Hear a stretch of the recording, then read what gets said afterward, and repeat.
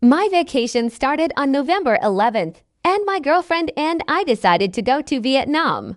The trip took us 25 hours in total. We had 2 layovers, and the longest flight from Vancouver to Manila lasted 15 hours. Luckily, I managed to sleep for 8 hours, so that part of the journey passed almost unnoticed. We landed in Ho Chi Minh City, and as soon as we stepped outside the airport, we were shocked by how hot it was. It was almost impossible to breathe. We called a taxi and made it to the apartment we had booked, but unfortunately, our landlord didn't answer our calls. We ended up waiting outside for 5 hours until we managed to rent another apartment in the same building. We were exhausted and fell asleep right away, skipping our planned evening walk. The next day, we began exploring the city.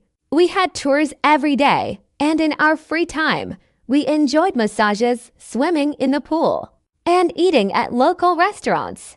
On our first tour, we visited river islands. We watched locals peel coconuts, sampled snake and scorpion tinctures, fed crocodiles, took a boat ride through beautiful scenery, and listened to traditional folk songs performed for us. Another day, we visited a Buddhist temple, where we saw 3 enormous Buddha statues: the Happy Buddha, the Sleeping Buddha, and the Standing Buddha.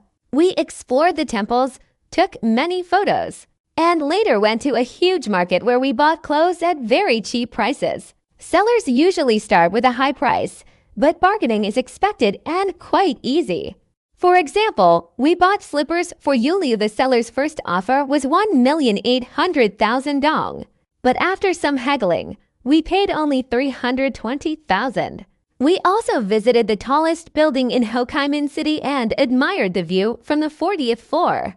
On another tour, we hired motorcycle drivers who took us around the city, showed us how ordinary Vietnamese people live, and let us taste many different local dishes. The following day, we toured the former palace of the South Vietnamese rulers from the Vietnam War era. After the war, it was turned into a museum. We rented audio guides, and each room had a number you could play to hear about what it was used for and what had happened there.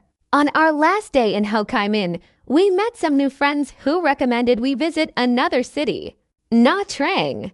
We changed our tickets and went there the next day. Nha Trang is a beautiful seaside resort city with beaches and skyscrapers. After checking into our hotel, we spent the whole day swimming in the sea, riding big waves, and relaxing on the beach. Our first tour there was a boat trip with energetic guides who created a party atmosphere, with loud music, swimming, free cocktails, and fruit. We even tried jet skiing and parasailing. The next day, we went scuba diving. After a proper briefing, we put on the equipment and explored coral reefs and sea life underwater. Another day, we visited 2 islands. The first was Orchid Island, though we didn't actually find any orchids there. Still, we had the chance to ride an elephant, which was both scary and exciting.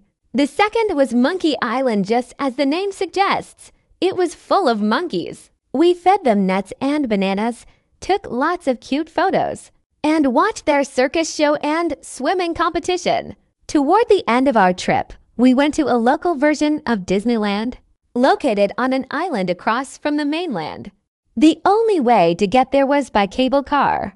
After buying tickets, everything on the island was included. We spent the entire day there, riding attractions, visiting the zoo, and feeding animals, enjoying all the water slides in the water park, and watching big fish in the aquarium. In the evening, we saw a fountain show with lights dancing to music, followed by a 3D projection show on the castle. Honestly, it was one of the best days of my life.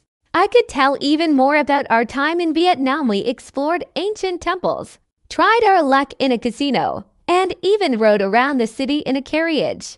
But the main point is, Vietnam is an amazing country, and I truly recommend everyone to visit it.